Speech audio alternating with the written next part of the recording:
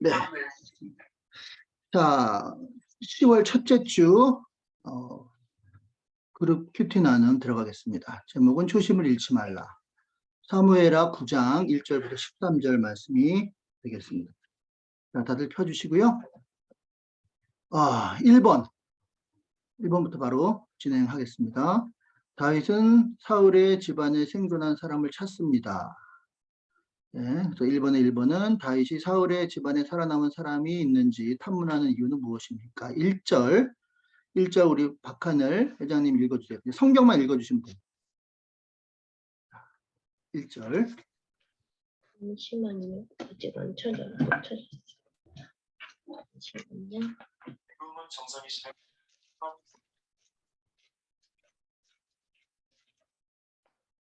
9장 사무엘하 9장 1절. 네. 다윗이 이르되 사울의 집에 아직도 남은 사람이 있느냐? 내가 요나단으로 말미암아 그 사람에게 은총을 베풀리라 하니라. 네, 좋습니다. 그리고 3절에서 5절도 한번 읽어볼까요? 사울의 가문의 생존자로서 다윗의 앞에 불러온 사람은 누구입니까? 3절에서 5절. 네.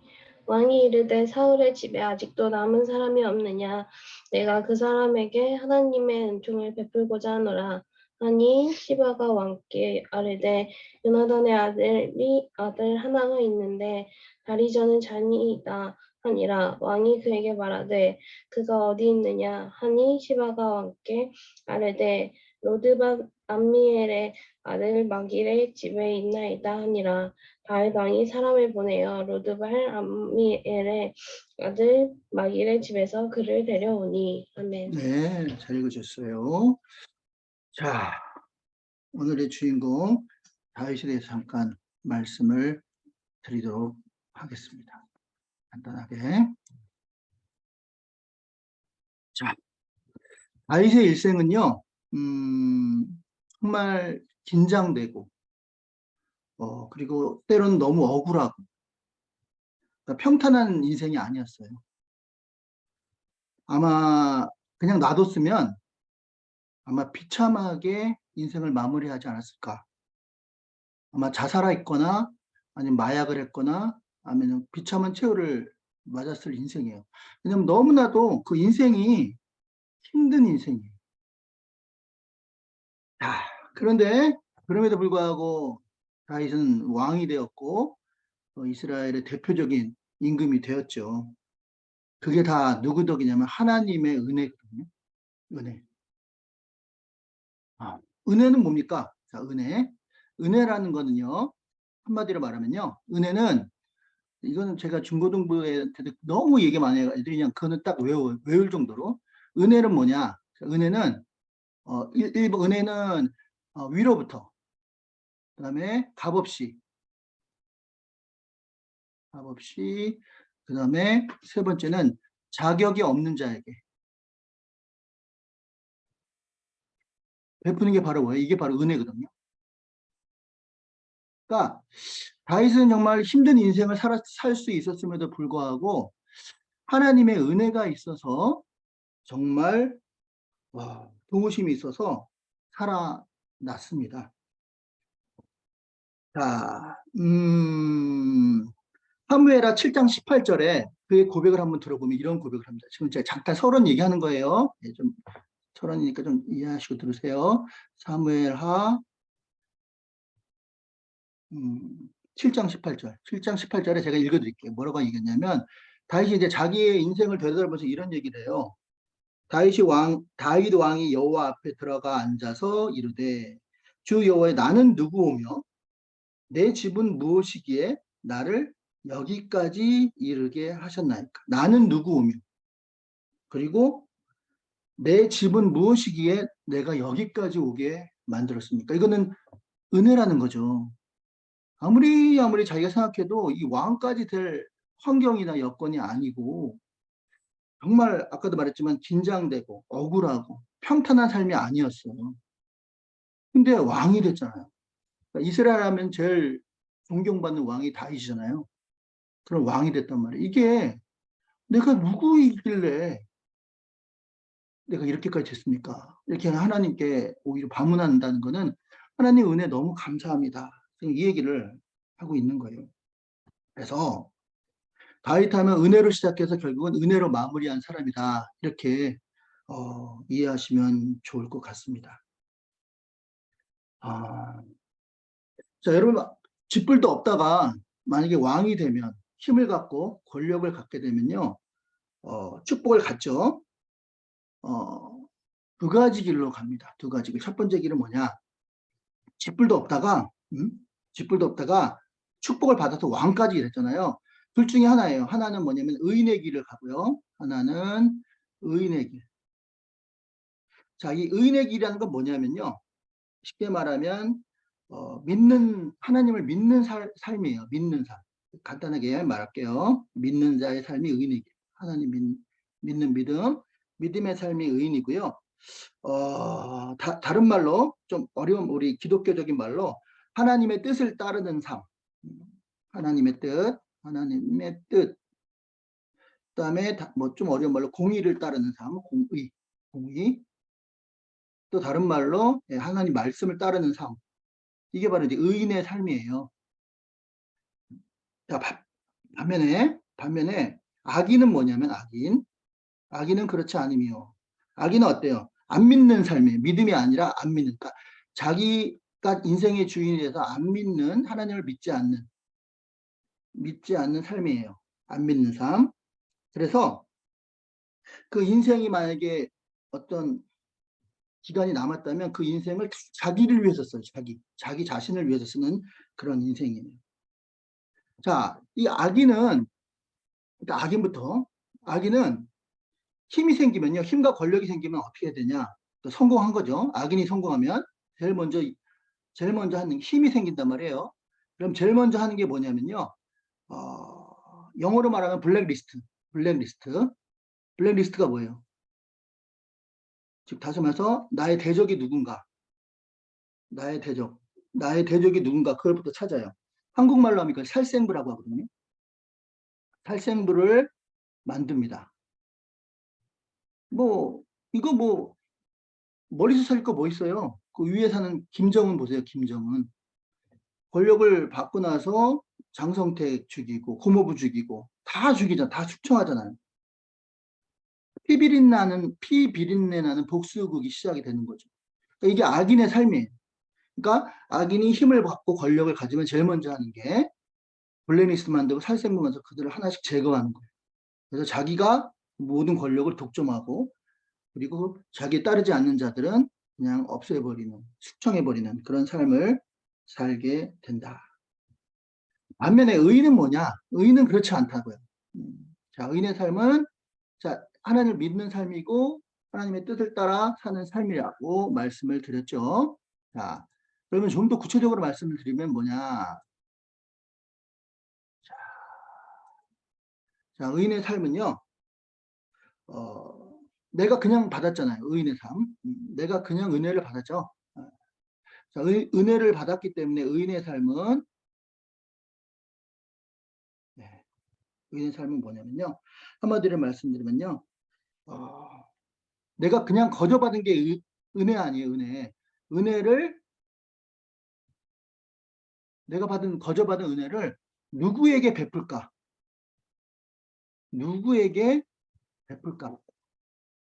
이 배자 맞나 모르겠네. 베풀까? 이걸 찾아요. 이게 바로 의인의 삶이에요. 다시요. 의인의 삶은 뭐하냐? 그가 의인의 삶을 사느냐 아니냐는 것을 제대로 진짜 가짜가 아니라 진짜로 살고 있는 걸 어떻게 하냐면 내가 공짜로 받았기 때문에 이 받은 거를 나 혼자 가지고 있지 않고 정말 은혜를 베풀 수 있는 사람이 누군가를 찾는다는 얘기예요. 자, 1절 보니까요. 다윗이 사울의 집에 아직도 남은 사람이 누구냐? 사울의 자식들, 건강한 자식들은 다 죽었어요. 다 죽었어. 근데 자, 누구만 남았냐면 아시다시피 무비보셋, 절름발이 무비보셋만 남았거든요. 자, 1절에 계속 보면 요나단으로 말미암아 그 사람에게 뭐 하기 위해서 은총을 베풀리라 하니라. 그러니까 다윗이 사람을 찾는데 왜 찾냐면 자기가 받은 은혜를 베풀기 위해서. 심지어는 원수 집안인 사울의 집안에 남은 자까지 찾아요. 3절에 보니까 또 왕이 이르되, 왕은 다윗이에요. 사울의 집에 아직도 남은 사람이 없느냐? 그 사람에게 하나님의 은총을 베풀고자 하노라 하니. 자, 그러니까 그 의인의 삶은요, 내가 그냥 받았기 때문에 그 받은 걸 그냥 베풀기 위해서 사람을 찾아. 그게 바로 의인의 삶이다. 이렇게 말씀을 드릴 수가 있습니다. 그래서 3절에 보니까 사울의 종이었던 시바가 이제 다윗에게 말합니다. 왕께 이르되 요나단의 아들이 하나가 있는데 이는 다리가 저는 자니이다. 그렇게 말을 하죠. 그래서 7절에 보니까 요나단은 말미암아 내게 은총을 베풀리라. 내가 내 할아버지 사울의 모든 밭을 다 내게 도로 주겠고 너는 항상 상에서 떡을 먹을지니라. 자, 이렇게 나옵니다. 자, 그래서 1번과 그 2번의 내용이 바로 이렇게 연결이 되는데요. 은혜 받은 사람 하는 일은요, 다른 거 없습니다. 어떻게 하면 받은 은혜를 줄 수 있는 사람을 찾느냐, 이거 찾고 있어요. 다윗의 미담은요, 너무, 이거는 미담을 찾자면요, 너무 많아. 그 미담이. 예를 들어서 다윗이 그 600명의 어쩌면 개인 파산자, 그런 사람들, 빚진 자, 인생의 루저들이 다윗에게 찾아왔잖아요. 별로 도움이 안 되는 사람이에요. 아, 얘는 도움이 안 되니까 얘는 아니다 하면서 이렇게 내치지 않고 다 받아들여요. 받아들이고 또 이제 사울을 죽일 수 있어 그런 순간에도 사울을 죽이지 않죠. 주의 기름 부은 종을 죽일 수 없다. 자, 이게 바로 은혜를 베푼 자의 모습이에요. 그리고 아말렉과의 전투에서 이제 전투에 나갈 때 12지파가 다 나간 게 아니라 항상 이렇게 좀 그런 사이드 부리는 지파가 있잖아요. 에브라임 지파는 안 나갔어요. 그래서 이제 힘든 고생을 다 하고 와서 전리품을 나눠주는데 에브라임 지파는 안 나갔기 때문에 저들은 주면 안 된다 그랬을 때 그러지 마라. 그냥 다 줘. 다 줘. 이게 다 뭐 은혜를 베푸는 거거든요. 또 그리고 이제 아말렉과 전투에서 다 이제 처자식이 끌려가잖아요. 이제 그를 찾으러 가잖아요. 찾으러 가는 길에 누구를 만나요? 애굽의 소년 하나를 만나죠. 너무 불쌍한 거야. 그래서 그를 돌봐, 가는 길에. 그랬더니 그 소년이 아말렉이 어디 갔는지 다 알려주잖아요. 그죠? 그러니까 이런 미담은요, 파도 정말 미담이 너무 많이 나옵니다. 그게 뭐냐면은 다윗은 은혜를 베푸는, 내가 누구한테 은혜를 베풀까? 이것만 찾는 그런 자였다. 이렇게 보시면 좋을 것 같습니다. 악인은요, 어떻게 하면은 나의 말을 안 듣는 사람을 잡아서 죽일까? 이거를 찾는 게 악인의 모습인데, 의인은 어차피 내가 그냥 받았으니까 그냥 베풀어야지. 그러면서 그 베푸는 사람을 찾는 게 바로 의인의 삶입니다. 그러니까 저와 여러분은 과연 지금 의인의 삶을 살고 있습니까? 악인의 삶을 살고 있습니까? 우리가 생각을 해보자는 거죠. 난 의인이냐? 죄송해요. 의인이냐 아니면 악인이냐? 나의 대적을 죽이려고 하면 나는 악인이고요. 그러면 내가 받은 은혜를 베풀기 위해서 지금 계속 베풀고 있으면 나는 의인인 거예요. 즉 나를 통해서 사람이 살아나고 있으면 나는 의인이고요. 나를 통해서 죽어. 나를 통해서 맨날 상처받아. 그러면 나는 악인의 삶을 살고 있다. 이렇게 보아야 될 것입니다. 신약 성경에도 보면요. 누가복음 10장에 강도 만난 자의 비유를 통해서 예수님도 의인의 삶을 강조하거든요. 강도를 만나서 피를 흘리고 쓰러져 있어. 근데 제사장 그냥 지나가. 레위인 그냥 지나가. 근데 누구? 사마리아 사람. 그들이 그렇게 무시하고 배척했던 사마리아 사람이 그를 업고 주막에 가서 치료해주고 그리고 주모에게 돈을 주면서 내가 갔다 올 때까지 좀 보살펴달라고 그러죠. 그 얘기 쭉 하시면서 그거 물었던 자에게 뭐라고 말합니까? 과연 네가 보기에는 누가 강도 만난 자의 이웃이냐 이렇게 물어보죠. 그러니까 예수님께서 그렇게 말한 이유가 있어요. 이 사람들 자존심 상하죠. 왜냐하면 자기들이 무시한 사람이 오히려 더 착한 행실을 하니까 사마리아 사람입니다 이렇게 말을 못하는 거야. 뭐라고 얘기하냐면 은혜를 베푼 자니이다 그렇게 말을 하거든요. 그러니까 자존심이 상해서 그 말을까지는 참아 못하는 거야. 사마리아 사람입니다. 자기들이 무시한 사람이 오히려 은혜를 베푸잖아요. 그러니까 예수님이 의도가 있는 거예요. 다분히. 자, 이제 되시겠죠? 우리 믿는 사람은 은혜를 베푸는 자가 되어야 합니다. 은혜를 베푸는 자. 자, 나눔으로 넘어갈게요. 자, 국정을 안정시킨 후 다윗이 가장 먼저 한 일은 요나단의 언약을 지키는 것입니다. 그게 뭐냐면 자기의 아들을 좀 지켜달라 그 얘기거든요. 자신은 왕이 되고 요나단은 죽었지만 다윗은 약속을 저버리지 않았습니다. 잊지 말고 꼭 지켜야 할 약속이 있으면 얘기해 봅시다. 약속과 관련해서 감동했거나 실망한 일이 있으면 나눠봅시다. 이거는 뭐 쉽게 뭐 밑에 말이 더 쉬워서 굳이 바꿀 게 없을 것 같아요. 그래서 바로 순원들 중에 친구나 직장이나 교회에서 잊지 말고 꼭 지켜야 할 약속이 있었는데 그 약속을 지켜주거나 내가 지켜주거나 아닌데 그 사람이 내 약속을 지켜줬어요. 그래서 여기에 대해서 감동한 일이 있다거나 아니면 그 약속을 지키지 않았어. 그래서 내가 지키지 않았거나 아니면 그 사람이 지키지 않았거나 해서 또 실망할 일이 있잖아요. 혹시 뭐 친구, 뭐 직장, 뭐 직장이나 직장, 뭐 교회 다 좋아요. 여기에서 뭐 감동 아니면 실망했던 거 있으면 한번 나눠보도록 하죠. 자, 인성은 리더님 한번 얘기해 보시죠. 들리시나요? 네, 잘 들려요. 저는 아마도 이번 여름 미국 사역이 아마도 좀 감동을 많이 받은 사역 중 하나이지 않았나 싶은데 이제 어떻게 보면 학기 중이기도 하고 그냥 이제 너무 미국의 비행기 값도 너무 오르고 약간 이제 뭐랄까 거기 선교회 단체에서도 이제 사람이 많았는데 근데 굳이 저를 거기 있는 담당 디렉터분이 그냥 저를 더 불러주신 거 그리고 제가 작년도에 이제 사역을 끝나고서 나오면서 거기 줄리에 선교사님께서 다시 한번 또 부르겠다고 했는데 이번에 이렇게 어떻게 보면 많은 거기 담당 선교사님들을 제치고 저를 불러주셔서 그렇게 미국 사역에 같이 하게 해주신 거에서 전 좀 많이 감동을 많이 받았던 것 같습니다.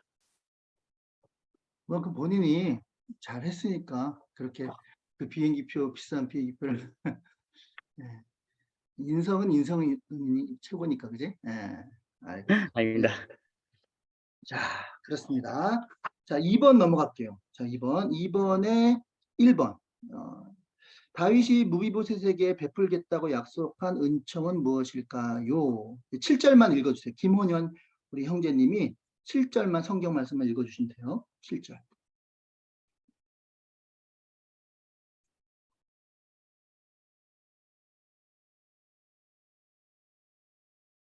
김혼현 나와라 오바. 김혼현 어디 갔어? 도망갔어?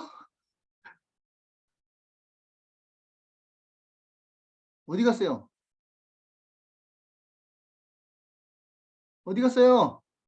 김혼현. 네, 잠깐 튕겼습니다. 튕겼어. 좋아. 예. 자, 7절 한번 읽어주세요.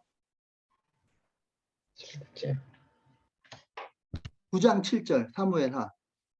네, 다윗이 그에게 이르되 무서워하지 말라. 내가 반드시 내 아버지 요나단으로 말미암아 내게 은총을 베풀리라. 내가 내 할아버지 사울의 모든 밭을 다 내게 도로 주겠고 또 너는 항상 내 상에서 떡을 먹을지니라 하니. 네. 일단 보면은 세 가지를 약속해요. 먼저 그러니까 사울 왕이니까 그 재산이 얼마나 많았겠어요.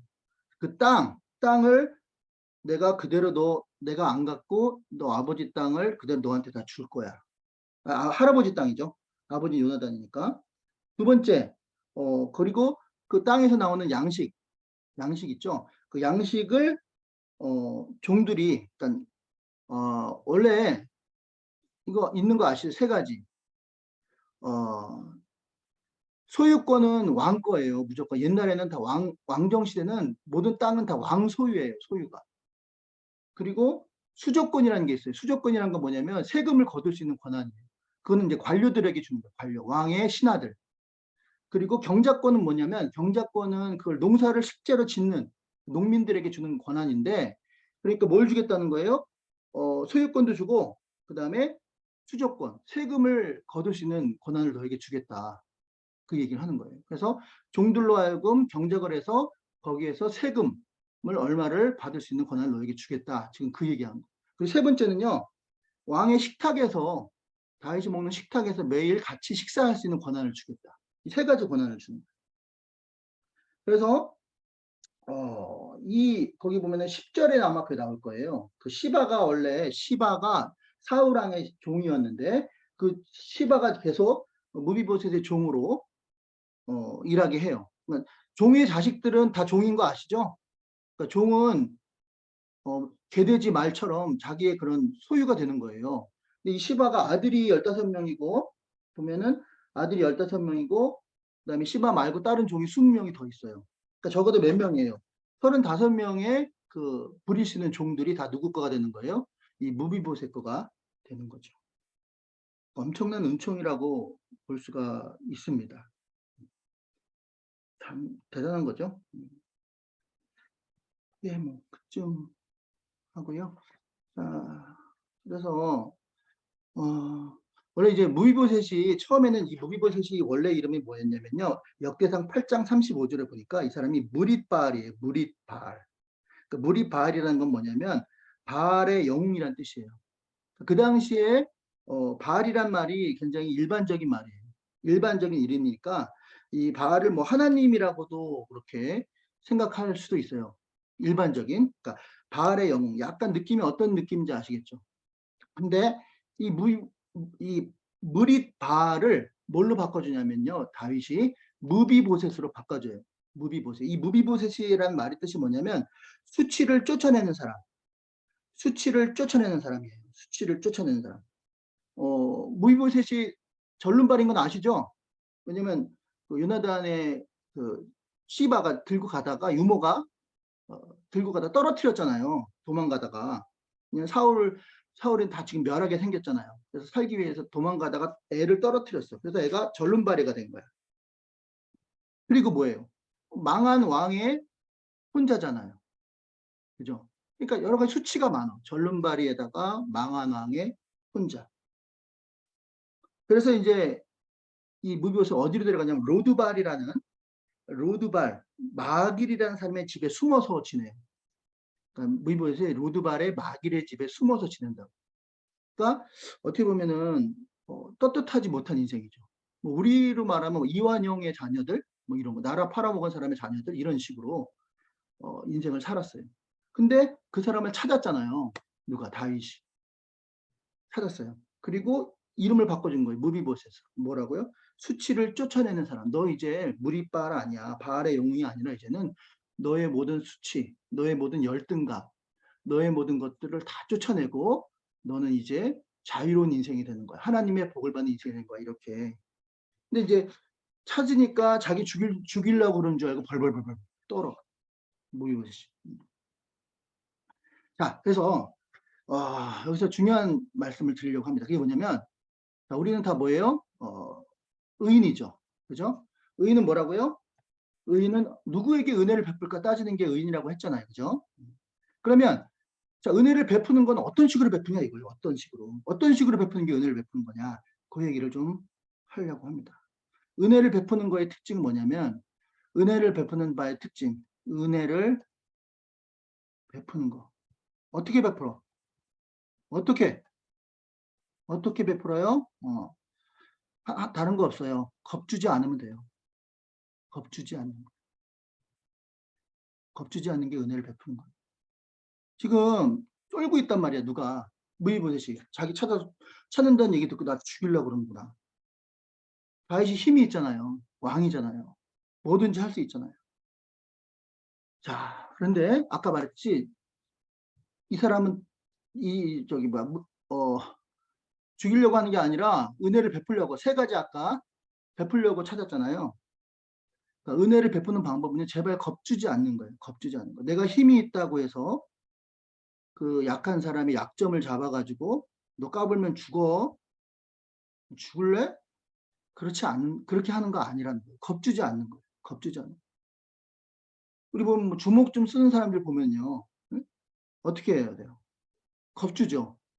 니네 뭐 부인 뭐 이쁘더라. 네 여동생 예쁘더라. 겁주잖아요. 그건 악인들이 하는 짓이에요. 살생부 만들어 죽이려고 하는 짓. 내가 사장쯤 된다. 그럼 내가 사장이 힘이 있잖아요. 그러면 직원들 어떻게 해야 돼요? 너 그럼 잘라버려. 응? 그러면 안 잘리기 위해서 어떻게 돼요? 비굴해질 수밖에 없는. 지난번에 그런 얘기했죠. 아이슈비츠 수용소에서 유대인들을 길들이는 방법이 뭐라 그랬어요? 화장실을 못 가게 하는 거예요. 그 화장실 못 가게 하면은 어떻게 싸잖아요. 싸잖아요. 바지에. 그러면 그걸 가지고 수치를 주는 거야. 똥도 못 가리냐? 똥도 못 가려? 그러면 이제 그다음부터는 말을 잘 듣게 돼 있어요. 왜냐면 수치를 한번 주잖아요. 그럼 말을 잘 듣게 돼 있는 거예요. 그게 바로 세상 사람들의 방법이에요. 부모 자녀 관계도 마찬가지예요. 자녀들을 에베소서 5장에 자녀를 노엽게 하지 말라 그랬잖아요. 교육에 있어서 제일 나쁜 게 뭔지 아세요? 잘해주려면 끝까지 잘해주던가 아니면 엄하게 하면 끝까지 엄해주던가 잘해줬다가 엄했다가 잘해줬다가 이러면 정신병 걸려요. 헷갈리는 거야. 아니 도대체 뭐지 이게? 이랬다 저랬다. 여러분 이게 바로 뭐예요? 겁주는 거예요. 겁주는 거. 길들이는 거예요. 자기 말 잘 듣게 하려고. 선생님들도 마찬가지예요. 학생들한테 너 이거 내 말 안 들으면 너 졸업 안 시켜준다. 특히 예체능. 그게 좀 심해요. 자, 목사도 마찬가지인 것 같아요. 목사도 교인들한테 협박하는 거예요. 두렵게 만드는 거예요. 그러면 아 목사님 말 잘 들어야겠다. 그런 것도 뭐예요? 일종의 겁주는 거예요. 두렵게 만드는 거예요. 근데 이 두려움이란 말은요 원래 누구에게만 적용되냐면요 하나님에게만 적용하는 거예요. fear. 하나님을 우리는 경외해야 되잖아요. 두려움은 누구만 두려워야 되냐면 우리는 fear. 경외하다라는 뜻이거든요. 하나님에게만 적용하는 거예요. 하나님. 어떤 사람에게 적용하는 단어가 아니에요. 창세기 50장 보면요. 야곱이 그 형들이 오잖아요. 50장 19절에 보니까 형제들이 두려워 떠는 거예요. 두려워 떠. 왜? 아 큰일 났다. 이제 아버지 야곱이 돌아가시면 우린 죽었구나. 요셉이 아버지가 살아있으니까 우리를 안 죽였지. 아버지 돌아가지고 죽겠구나. 그렇게 벌벌벌 떨어요. 그런데 창세기 50장 19절 요셉이 하는 말 보세요. 두려워하지 마소서 내가 하나님을 대신하리이까. 두려워하지 마소서 내가 하나님을 대신하리이까. 창세기 50장 19절이에요. 이거 나중에 한번 보세요. 그러니까 두려움은 누구만 두려워해야 되는 거, 하나님만 두려워야 되는 거. 그러니까 사람을 두려워하게 만들어서도 안 되고 두려워해서도 안 되는 거예요. 두려움의 대상은 오직 하나님인 거예요. 그래서 하는 말이 당신들은 나를 헤아렸으나 자 여기서 아주 기막힌 말이 나옵니다. 당신들은 나를 헤아렸으나 자 요셉도 그렇고 다윗도 공통점이 뭐냐면요. 이렇게 된 것이 바로 하나님이 뜻이 아니겠습니까? 즉 다시 말해서 모든 이런 당신들이 나를 막대하고 함부로 대하고 막 그랬던 일들이 다 하나님의 뭐에 관련되어 있냐면 하나님의 구원 계획에 속해 있다 이렇게 말을 해요. 하나님의 구원 계획. 이게 중요한 거예요. 그러니까 여러분들이 혹시 나는 왜 우리 집은 왜 이 모양이야? 왜 이런 부모를 만났어? 나는 왜 이런 다른 애들 보면서 왜 이렇게 나는 이렇게 힘든 인생을 살아야 돼? 하는 분이 계세요? 하나님의 구원 계획일 가능성이 높아요. 하나님의 구원 계획일 가능성이 높다는 거예요. 무비보셋도 지금 장애를 입었잖아요. 아까도 말씀드렸듯이 장애를 입지 않은 다윗의 자녀들은 다 죽었어. 근데 다윗을 장애를 입은 무비보셋만 살았어. 무비보셋을 살리기 위해서 장애를 입힌 거예요, 하나님이.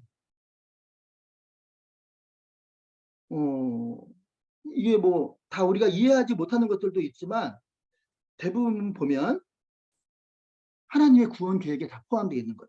자, 출애굽기 4장 10절에 보면요. 모세를 하나님 택하시는데요. 자, 모세를 택하시는데 읽어드릴게요. 모세가 여호와께 아뢰되 주여 나는 본래 말을 잘하지 못하는 자니이다. 주께서 주의 종에게 명령하신 후에도 역시 그러하니 나는 입이 뻣뻣하고 둔한 자이니다. 아니 말을 못하는 사람이 어떻게 200만 명을 이끌어요? 그 말이 안 되잖아요. 근데 그때 하나님께서 모세에게 뭐라고 대답하실까? 다음 절에 이렇게 하나 합니다. 야, 입을 누가 지었냐? 말을 못하게 하는 건 누가 말을 못하게 했냐? 그리고 누가 듣는 거, 듣지 못하게 하는 걸 누가 못 듣게 했냐? 눈이 어두운 자, 맹인이죠. 저도 눈이 나쁜데 맹인까지는 아니에요, 저는. 근데 맹인은 누가 그렇게 했냐? 나 여호와가 아니냐. 그러니까 장애를 입고 말을 못하고 머리가 띨띨하고 하는 행동이 둔하고 부족해. 근데 그걸 다 누가 만들었냐 이거예요. 나 여호와가 아니냐. 응? 그러니까 이 모든 것이 하나님의 구원 계획 안에 들어있는 거예요. 심지어는 우리의 그 열등감, 우리의 그 부족함, 우리의 약함, 장애 이런 것도 나중에 보면 하나님이 우리를 통한 구원 계획 안에 이미 만들어 놓으신 거다. 구원 계획의 일부다. 다는 설명할 수 없지만 그렇게 말씀드릴 수가 있어요. 혹시 닉 부이치치라고 아시나요? 닉 부이치치. 닉 부이치치. 이 사람이에요. 닉 부이치치. 이 사람 뭐 한 사람이에요? 태어났더니 사지가 없어요. 사지가. 팔, 다리가 다 없어. 그래서 이 사람이 기도했대요. 하나님 저 좀 살려주세요. 다리 좀 생기게 해주세요. 하나님은 전능하시니까 다리 생기게 할 수 있잖아요. 응? 그렇게 기도했대요. 근데 생기게 안 해주시더래. 그래서 그 포기했대요. 왜? 이게 하나님의 뜻이 나에게 있다라고 생각을 했대요. 닉 부이치치가 자녀가 4명이에요. 4명. 자식을 4명이나 낳았어요. 사지가 없는 사람이. 그리고 600만 명에게 복음을 전했어요. 그래서 다 영접을 했어요. 자, 사지가 없으면 하나님 뜻이 아닙니까? 아니잖아요. 사도 바울께서는요, 이렇게 말했습니다. 육체에 가시가 있었는데, 하나님 나 육체에 가시 좀 없애게 해주세요. 이렇게 말했어요. 그것도 3번이나. 학자들은 그렇게 얘기합니다. 간질. 그러니까 하나님은 못 고치는 질병이 없습니다. 예수의 이름으로 하다가 쓰러져. 그래서 또 다시 해서 하나님은 못 고칠 질병이 없습니다. 거품 물고 쓰러져. 그럼 사람들이 뭐라고? 야, 지 병이나 고치지. 뭘 하나님이 뭘 병을 고친다고? 웃기는 소리 하고 앉아있네. 그럴 거 아니에요. 근데 이 병을 고치게 해달라고 3번이나 기도했대요. 근데 하나님은 안 고쳐주셨대요. 약할 때 곧 강함이라. 이렇게 말씀하십니다. 왜 그래요? 겸손해지라고. 거들먹거리지 말라고 하나님께서. 잘 나가 봐요. 자기가 한 줄 알고 목이 힘들 거 아닙니까? 그러니까 가시 하나를 딱 우리에게 주셔가지고 이게 하나님 없이는 안 되는 거다. 고린도후서 12장 10절에 이렇게 말합니다. 그러므로 내가 그리스도를 위하여 약한 것들과 능욕과 궁핍과 박해와 곤고를 오히려 기뻐하노니 이는 곧 내가 약할 때 그때 강함이라. 놀라운 일이 아닐 수가 없다는 거죠. 네. 자, 2번. 다윗은 약속을 지키기 위해서 구체적으로 어떠한 조치를 취합니까? 이렇게 말하는데요. 우리 이진주 자매님께서 요거 9절에서 12절이거든요. 네, 9절에서 11절까지만 읽어주세요. 9절에서 네. 11절. 왕이 사울의 시종 시바를 불러 그에게 이르되 사울과 그의 온 집에 속한 것은 내가 다 내 주인의 아들에게 주었노니 너와 내 아들들과 내 종들은 그를 위하여 땅을 갈고 거두어 내 주인의 아들에게 양식을 대주어 먹게 하라. 그러나 내 주인의 아들 무비보셋은 항상 내 상에서 떡을 먹으리라 하니라. 시바는 아들이 15명이요 종이 20명이라. 시바가 왕께 아뢰되 내 주 왕께서 모든 일을 종에게 명령하신 대로 종이 준행하겠나이다 하니라. 무비보셋은 왕자 중 하나처럼 왕의 상에서 먹으니라. 아멘. 네, 여기까지요. 네. 아까 말씀드렸죠? 땅 줬죠. 할아버지의 모든 땅을 그대로 다 줬어요. 그리고 또 예, 거기에서 거두는 양식 수조권, 세금을 거둘 수 있는 양식의 세금을 거둘 수 있도록, 그러니까 건물 하나 사놓으면 거기 세 받아가지고 먹고 살잖아요. 이런 식으로 세 받아서 먹고 살 수 있도록 권한을 줬고요. 그다음에 식탁을 자기 아들처럼 다윗 왕의 아들과 같이 동일하게 같이 한 상에서 식사할 수 있는 권한을 주었다. 이렇게 말씀을 드리는데요. 그 후에 나오면 또 나오는데요. 보면 나중에 이제 다윗을 반역하는 사람이 누구예요? 그 아들 압살롬. 그죠? 그래가지고 이제 둘로 쪼개져요. 근데 다윗이 도망가. 왜냐면 아들하고 싸워서 뭐해. 그죠? 다윗이 그냥 도망가요. 그 져서 지는 게 아니라 그냥 져주는 거예요. 도망가는데 이때에 무비보셋이 따라오지 않아요. 다윗을 따라오지 않아. 근데 시바, 즉 사울 왕의 몸종은 따라와. 근데 이제 다윗이 좀 섭섭한 거야. 아니 내가 이렇게 잘해줬는데 어떻게 나를 따라오지 않고 압살롬 쪽으로 갈까? 마음이 섭섭해. 나중에 이제 물어요. 무비보셋에서 왜 따라오지 않았냐? 했더니 무비보셋 하는 말이 사실은 제가 절름발인데 도망가시는데 제가 따라가면 제가 민폐가 될 것 같아서 제가 안 따라갔습니다. 그리고 그 왕과 헤어진 게 너무 슬퍼서 제가 수염도 안 깎고 에베레스트 산 올라간 사람처럼 수염도 기르고 머리도 안 감고 그렇게 슬피 울며 지냈습니다. 그렇게 얘기를 해요. 근데 그 종 시바는 그렇게 얘기 안 해요. 시바는 다윗을 따라왔거든요. 결론부터 얘기하면 시바는 그 무비보셋의 그 재산이 탐난 거예요. 그래서 자기가 무비보셋을 배신자로 만들고 그 재산을 자기가 다 어떻게 해먹으려고 그랬던 거예요. 아닙니다, 왕. 그 무비보셋이요. 왕을 배신한 겁니다. 왕이 그렇게 잘해줬는데 그 인간 같지도 않은 사람입니다. 배신한 거예요. 이런 식으로 모함을 한 거예요.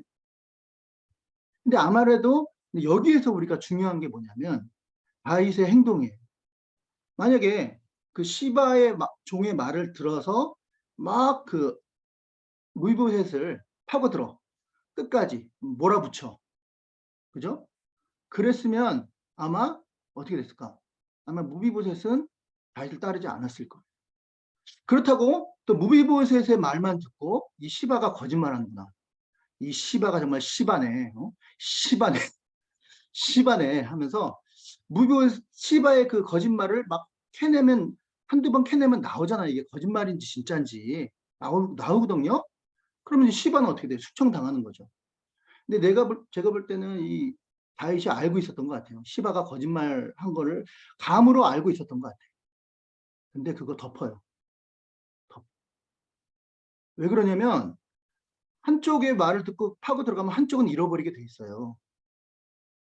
두 명 다 살려야 되잖아요.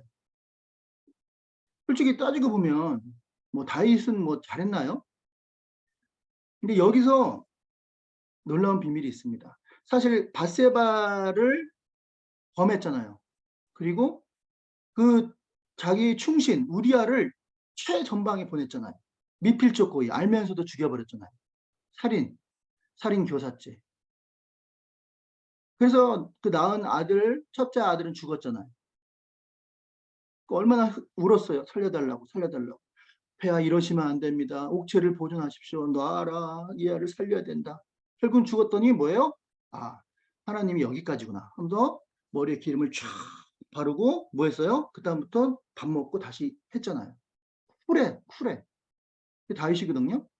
그러니까 하나님이 다윗을 다루는 법을 하나님이 다윗이 어떤 사람인지 알잖아요. 그러니까 그 법을 알고 있었던 거예요. 아, 나도 이렇게 죄를 지었지만 하나님께서 파고 들어가지 않고 그냥 덮어주시고 그냥 왕으로 세우셨잖아. 그럼 당연히 시바가 그런 거짓말을 하고 모함을 한다 그래도 내가 굳이 그렇게 할 필요가 뭐가 있냐. 아, 나도 솔직히 죄인인데 뭐 시바가 지은 죄는 나보다는 그렇게 크게 거짓말, 그 재산이 탐나서 그 주인의 재산이 탐나서 그런 것밖에 더 있어. 덮어버려요. 그러니까 자기를 다루는 하나님의 방법을 자기가 체험한 이후에 그걸 똑같이 그 사람들에게도 뭐래요? 은혜를 베푸는 거. 멋있지 않아요? 우리 이렇게 살아야 돼요. 허물을 캐내서 뭐 할 건데? 먼지 털어서 안 나온 사람 있어요? 있냐고. 없잖아요. 들춰내면 죄인 아닌 사람 없어요. 죄 짓고 그런 사람이 우리의 모습이란 말이죠. 네. 자, 그래서 둘 다를 살려요. 둘 다. 그래서 어떻게 했냐면 공평하게 야, 사울의 재단 있잖아. 너희들 반반씩 나눠 가자. 반반씩. 그래서 무비보셋에게도 절반, 그리고 시바에게도 절반. 그래서 죽도록 충성했대요. 다윗은. 자, 그다음 나는 2번으로 넘어가겠습니다. 다윗은 하나님이 자기에게 은총을 베푸셨듯이 왕으로서 가진 권한을 무비보셋에게 은총으로 베푸는 데 사용했습니다. 하나님이 내게 베푸신 은총이 무엇인지, 또 내가 친절과 호의를 베풀어야 될 사람이 누구인지를, 이건 뭐 밑에 그대로 그냥 하는 게 맞을 것 같아서 순원들에게 내가 친절과 호의를 베풀어야 할 사람이 누구인지를 나눠봅시다. 우리 김효은 리더님, 내가 베풀어야 될, 우리 은혜 받은 자잖아요. 그러면 베푸는 사람을 찾았다며요. 어떤 사람이 있을까요? 뭐 교회가 아니더라도, 뭐 가정이라도, 친구라도 다 좋습니다.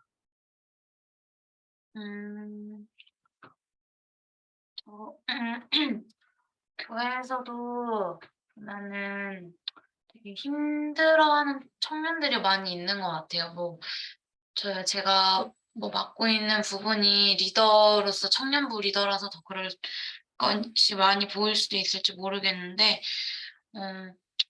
사실 다 힘들고 되게 그런 부분들이 많이 있지만 청년들 중에 그런 청년들이 되게 많은 것 같고 그런 모습들이 저한테도 되게 많이 보이는 것 같아요. 근데 저한테 보여주시는 이유는 그 청년들에게 제가 모른 척하지 않고 말 한마디라도 더 들어주고 또 그 청년들과 시간을 함께 해주는 것, 그것의 중요성을 요즘 많이 깨닫는 것 같아요. 그래서 사실 제가 막 뭘 해주거나 해결해 줄 수 있는 건 아무것도 없잖아요. 그리고 사실 막 그렇게 매번 막 하나님의 은혜를 나눠주고 뭔가 하다가도 내가 정작 고갈돼서 막 좀, 내가 이게 열매가 정말 있을까라는 생각들이 많이 들 때도 있지만, 사실 열매를 맺게 하시는 분은 하나님이시고, 그냥 아까 목사님 말씀해 주신 것처럼 저는 그냥 맡겨주신 것, 그리고 제가 받은 은혜를 계속해서 흘려보내는 것, 그게 저의 사명인 것 같다는 생각이 많이 들어서, 저도 교회 청년들 중에 막 좀 힘들고 그런 청년들에게 먼저 이야기도 좀 많이 걸고, 뭐 가끔씩 뭐 전화도 하거나 아니면 따로 시간을 가지면서 좀 청년들 얘기를 좀 많이 들어주려고 요즘은 하고 있는 것 같습니다. 네, 아주 잘하고 있습니다. 특별히 제가 미담이 몇 가지 들어오더라고요. 세보미에 대한 그 미담, 아주 참 좋은 그런 얘기 많이 듣고 있는데요. 아주 잘하고 있습니다. 지금 잘하고 계십니다. 자, 그래요. 정말 이게 선택은 우리가 하는 거죠. 어차피 여러분들이 선택을 하시는데, 뭐 역사로 앞에 살았던 그 왕 중에 패도 정치는 그냥 파고 들어가서 강한 법으로 다스리는 거고요. 그다음에 왕도 정치는 덕으로서 다스리는 게 왕도잖아요. 그러니까 권력을 누가 가지냐에 따라서, 그 사람이 권력을 가지면은 두려워. 그러면은 안 되거든요. 그러니까 내가 권력을 잡았는데 사람들이 두려워해. 그럼 그 뭔가 우리가 잘못하고 있는 거예요. 내가 권력을 잡았을 때 사람들이 좋아해야 돼. 잘 됐다. 잘 됐다.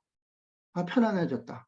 이렇게 갖도록. 그러니까 내가 힘을 가졌는데 사람들이 두려워한다. 그럼 내가 뭔가 잘못하고 있는 거예요. 내가 뭐 힘을 가졌는데 사람들이 좋아해. 그러면 그게 맞는 거예요. 이렇게 하는 게 맞는 거예요. 그래서 상대방을 힘들게 하면 안 돼요. 힘들게 하면 안 되고, 나로 인해서 상당히 부담을 가지면 안 되거든요.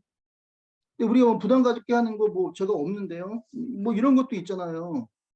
뭐 사실은 뭐 상대적 박탈감이기도 하지만, 뭐 루이가 싼 똥 뭐 이런 거 들고 다녀. 맨날 같이 라면 먹었는데 갑자기 막 뚜껑 열리는 차 타고 다니고, 제 뚜껑 열리게 만들고.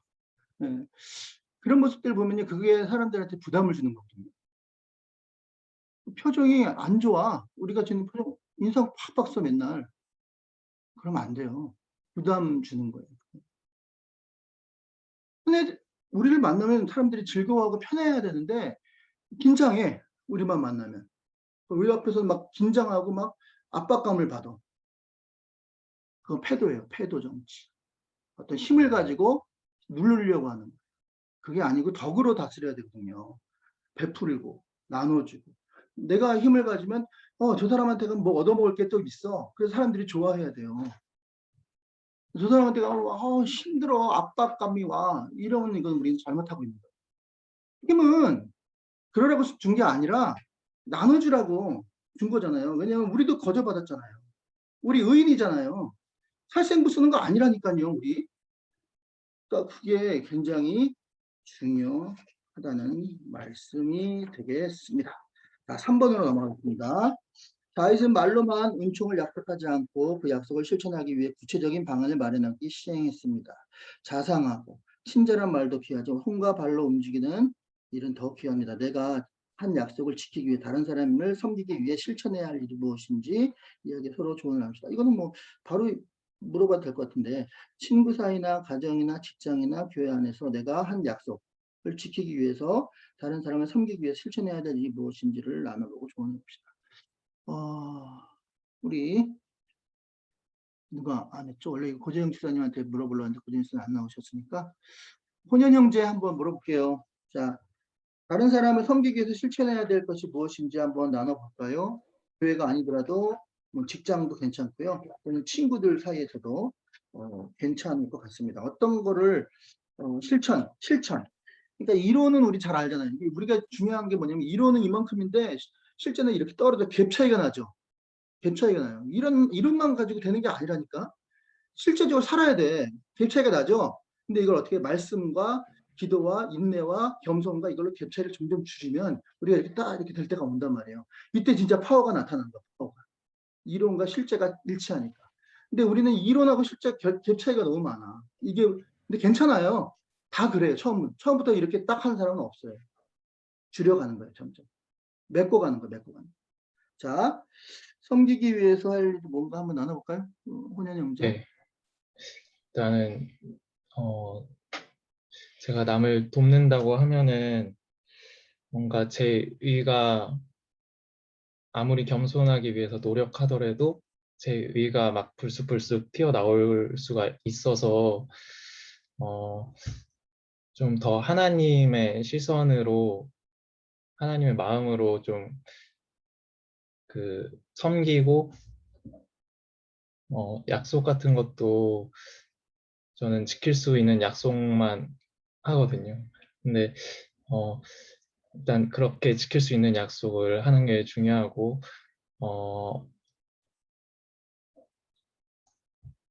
하나님께 좀 맡기면서 하나님의 시선으로 항상 좀 해야 할 것 같습니다.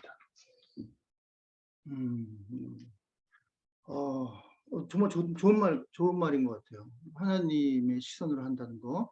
그리고 제가 볼 때도 우리 혼인 형제가 뭐 이렇게 약속 이렇게 뭐 허세처럼 막 이러는 거 별로 못 봤어요.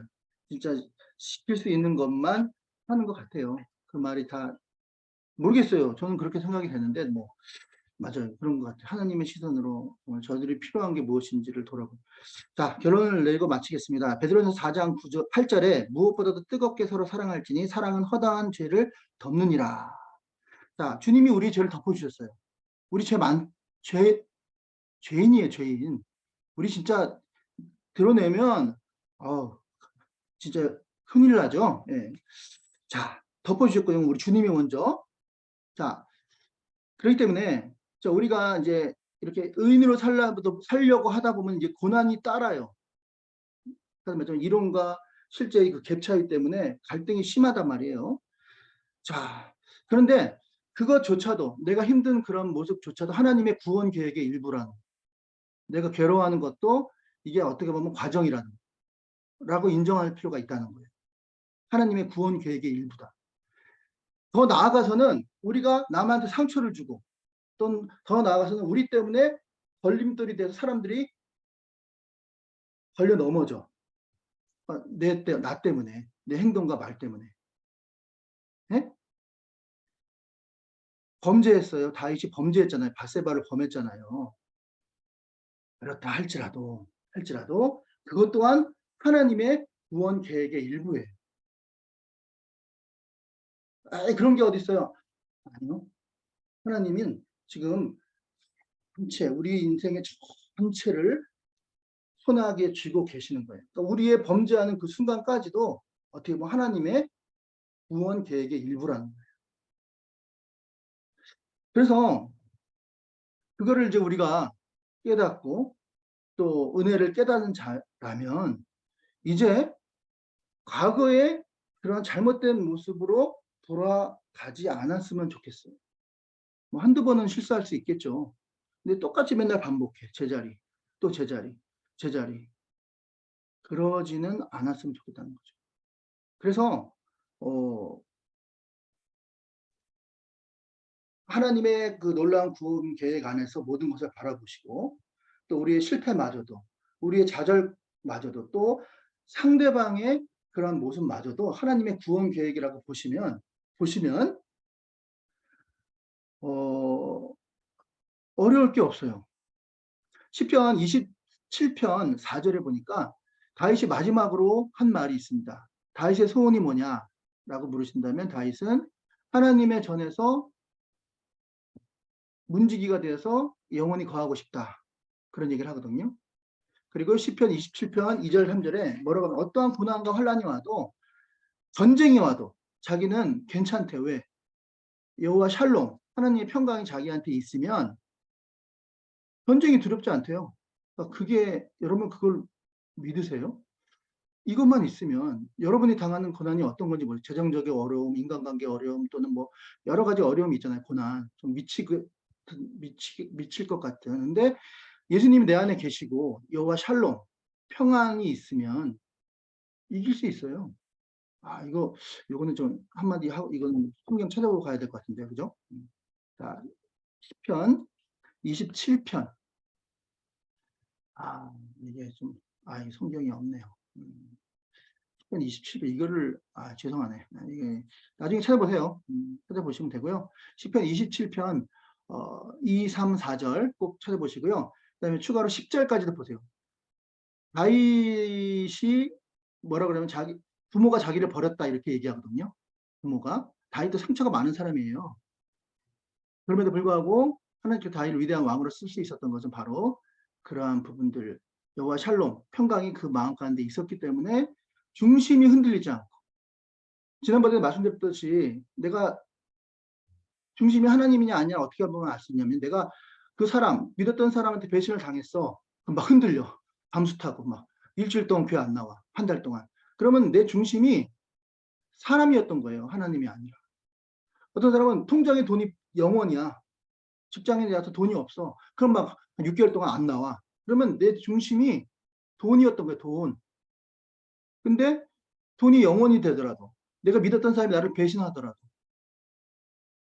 내 안에 예수님이 계시고 내 안에 샬롬, 평강만 있으면요. 흔들리지 않는다니까요. 그게 다윗이었어요. 자, 그래서 그러한 부분들을 좀 나눠 주시면 좋을 것 같아요. 자, 우리 기도 제목 나누고 마치도록 하죠.